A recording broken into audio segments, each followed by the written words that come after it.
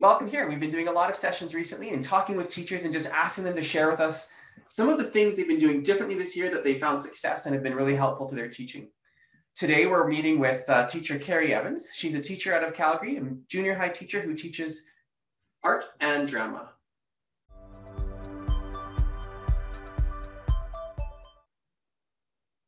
So welcome here, Carrie. Thanks for joining us. You and I have had a couple of conversations about some things that you could share. And you had mentioned that there's 3 things that you're doing differently this year that have made an impact on your teaching and have just made your life just that much easier. So thank you so much for joining us, and I'll turn it over to you. Thanks, Chris.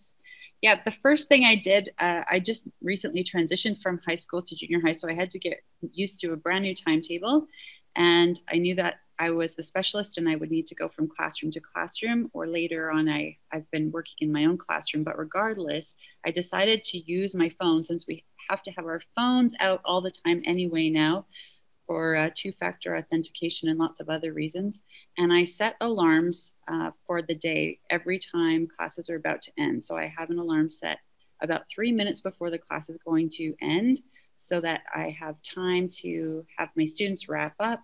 I have time to do all the cleaning that I need to do because of COVID-19, and have time to get kids back to their classroom on time and pick up my next batch of kids or arrive in their classroom on time, so that no one's ever waiting for me.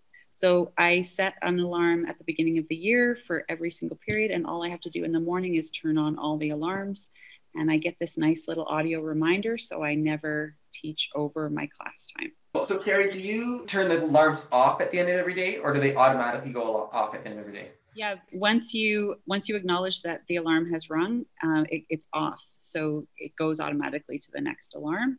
I've even set alarms for morning supervision or lunchtime supervision when I have those, so that I don't leave kids standing at the door by accident, because, you know, we're all so busy always, but especially this year, it's easy to get wrapped up in doing something and forget about those little things that you have just once or twice a week. So yeah, it's been great. The second thing I did, after thinking about it for quite a while, I wasn't sure that it would be worth it, and wasn't sure that a low quality one would work, but it does, was to get a headset and a speaker. So I just on the internet purchased a headset and speaker. It cost $50. But I felt like I was having to either students weren't hearing me, or I was having to pull my mask down, and I didn't want to be doing that. So finally I got this. It charges with USB, so I just plug it into my work computer before I leave for the day, and I can wear it with a mask, and it picks up my voice. I never have to raise my voice anymore.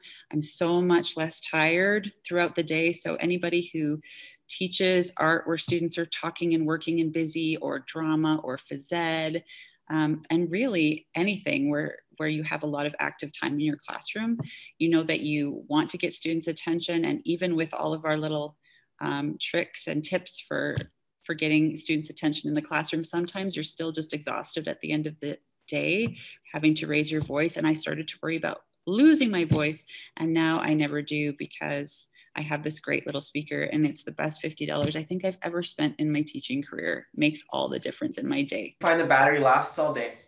It does, easily. Yeah. There are days when I need to wear it all day just because of the kinds of activities I'm doing in the day I'm having, and it's always had plenty of charge.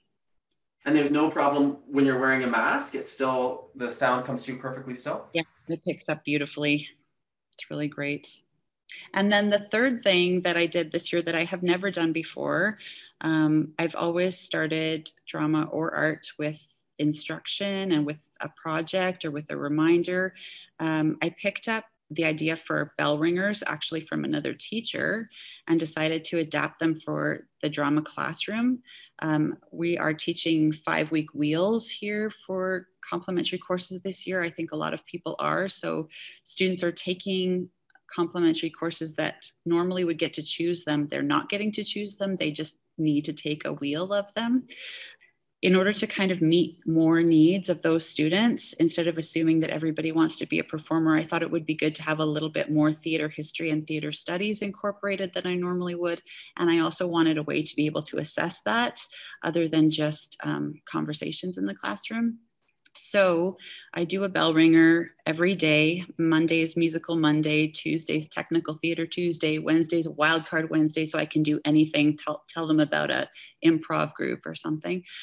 Thursday's theater history Thursday, and Friday I made Freaky Friday. So we examine a theater superstition because there are lots. I'll show you what I developed for Fridays. I started thinking about some of the really silly superstitions we have in theater and what they're based on, and thought kids might be into it. And it turns out they are. So for Freaky Friday, the first Friday, I talked about ghost lights, which are just a light on the edge of the stage at the theater, and told them some of the different theories about how the term ghost lights started.